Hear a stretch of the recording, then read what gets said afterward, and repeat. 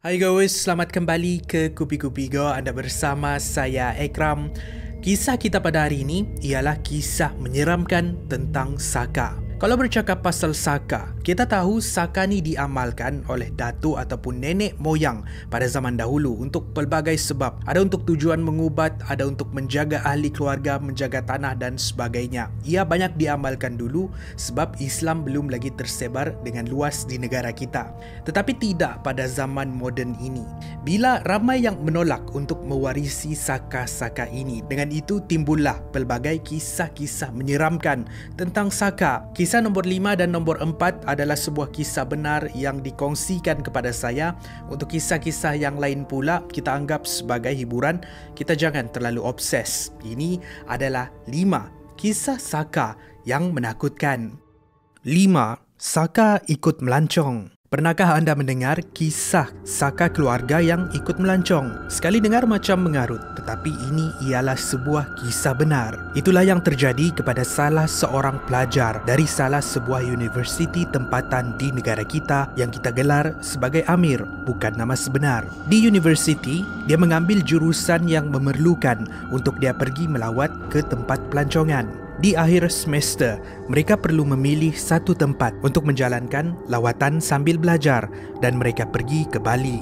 Di Bali, berbeza dengan budaya masyarakat kita yang bila melihat benda-benda mistik ni, kita lihat sebagai benda yang menakutkan, tetapi tidak bagi segelintir masyarakat Bali. Bagi mereka melihat benda-benda mistik ni sebagai dewa dan dewi. Mereka dianggap suci dan patut dipuja. Itulah kuil-kuil di Bali penuh dengan ukiran patung dengan raut wajah menyerupai dewa mereka. Berbalik kepada Saka Amir tadi, mereka tiba di sebuah kuil di Bali yang memerlukan mereka untuk beratur di pintu masuk. Si Amir yang beratur di antara rakan-rakannya kemudian didekati oleh penjaga kuil dan memperlawa Amir untuk memotong barisan masuk dahulu, ibarat mendapat akses VIP. Bila ditanya kenapa, penjaga kuil itu menjawab, di belakang Amir berdiri sebuah tetamu terhormat, merujuk kepada Saka yang ada dengan dia. Dengan itu mereka perlu melayan Amir dan Sakanya dengan baik. Walaupun keliru, Amir akur dan masuk ke dalam kuil lebih awal dari rakan-rakannya. Siapa yang sangka mempunyai Saka boleh memberikan seseorang itu kebolehan? Mungkin bukan di Malaysia, tetapi di Bali.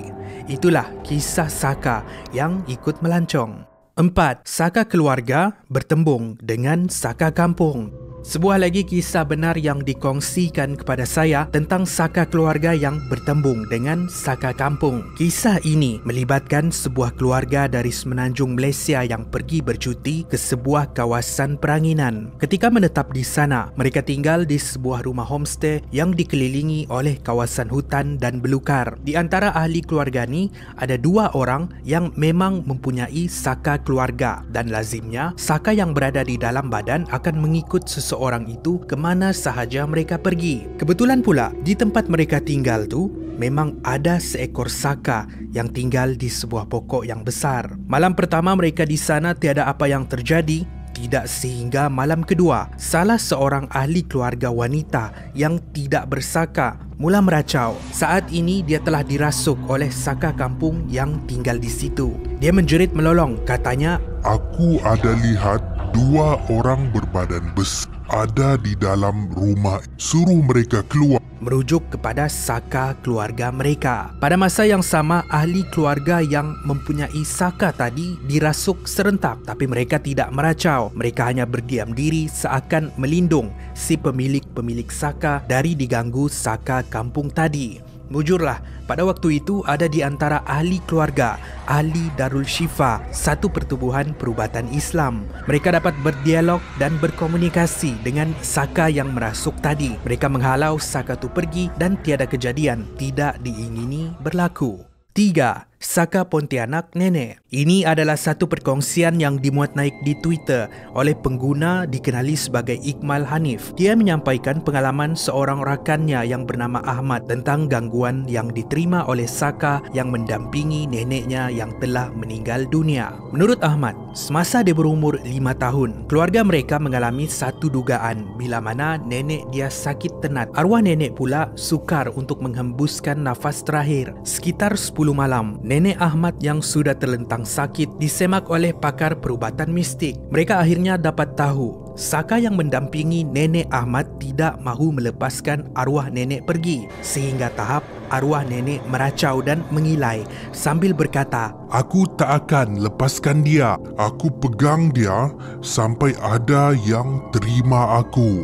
Saka Nenek Ahmad berdegil. Sementara tu, tiada di kalangan ahli keluarga Ahmad yang rela mengambil Saka tersebut. Sekitar pukul 12, akhirnya usaha mereka berhasil. Atap rumah dibuka untuk memudahkan Saka tersebut pergi. Apa yang menakutkan, saat Saka tersebut keluar dari badan nenek, angin bertiup dengan sangat kencang menggegarkan pokok-pokok di luar. Pada masa yang sama, satu susuk Pontianak muncul mengejutkan seluruh ahli keluarga. Yasin dibaca, azan dilaungkan sehinggalah Saka Pontianak tersebut beredar pergi. Tapi kisah ini tidak berhenti di situ. Bila mereka semua pulang ke rumah, rupa-rupanya Saka Pontianak tadi mengikut Ahmad balik ke rumah. Ada satu malam, Ahmad terbangun mendengar suara neneknya bertanya, "Mat, nenek ni nak masuk boleh tak?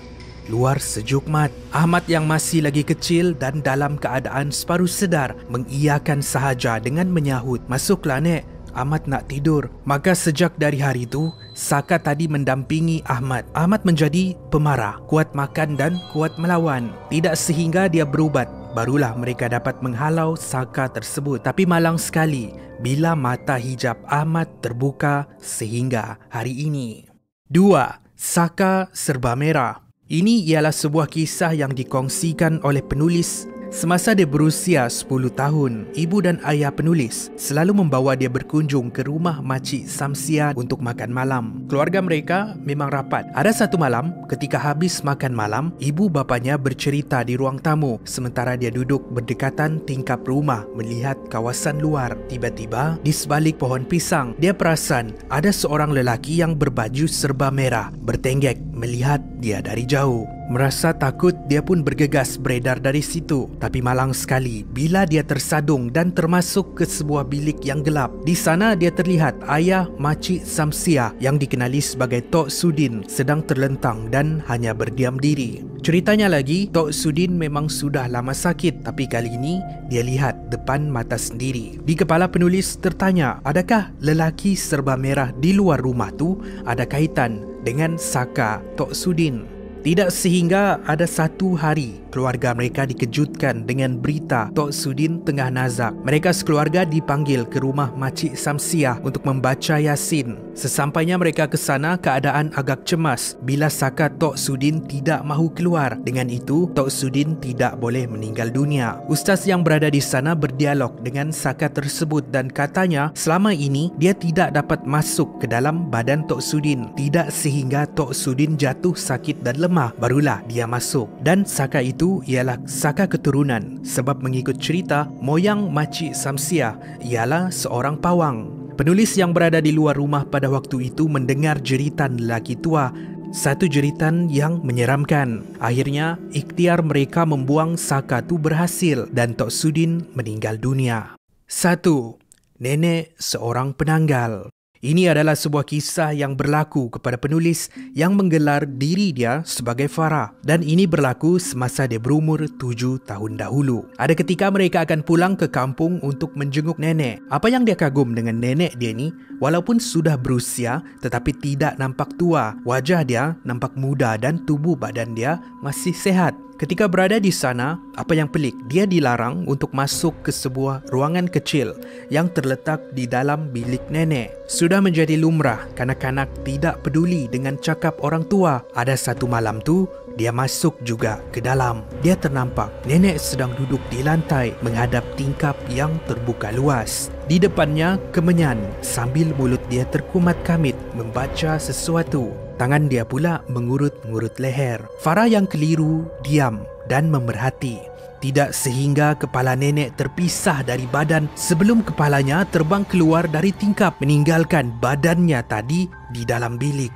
Alangkah terkejutnya Farah melihat tubuh badan nenek tanpa kepala. Dia keluar dari bilik tu ketakutan dan masuk tidur. Sehinggalah saat nenek Farah terlentang di katil nazak dia sukar untuk meninggal disebabkan jin yang dibelah memerlukan pengganti. Di saat dia tenat, nenek Farah berbisik kepada Farah untuk mengambil ilmu yang dia amalkan. Farah yang kasihan dengan keadaan neneknya bersetuju. Dengan itu, termeterailah perjanjian baru, kali ini dengan Farah. Satu kisah yang menarik, tapi dari gaya penulisan berkemungkinan ini adalah sebuah kisah fiksyen. Kita hanya ambil sebagai satu perkongsian, jangan kita terlalu obses. Itulah kisah terakhir kita pada hari ini. Terima kasih kerana menonton. Itu adalah perkongsian kita pada hari ini. Mungkin juga anda sendiri ada kisah saka anda. Tinggalkan pendapat anda di ruangan komen di bawah. Kalau anda mahu lagi saya rungkai banyak lagi topik seperti ini, pastikan anda tinggalkan juga pendapat anda. Kalau anda suka, pastikan anda like dan share. Jangan lupa subscribe, like kami di social media di Facebook dan Instagram. Saya jumpa anda di episod yang seterusnya. Kopi Kopi Go, menarik setiap hari.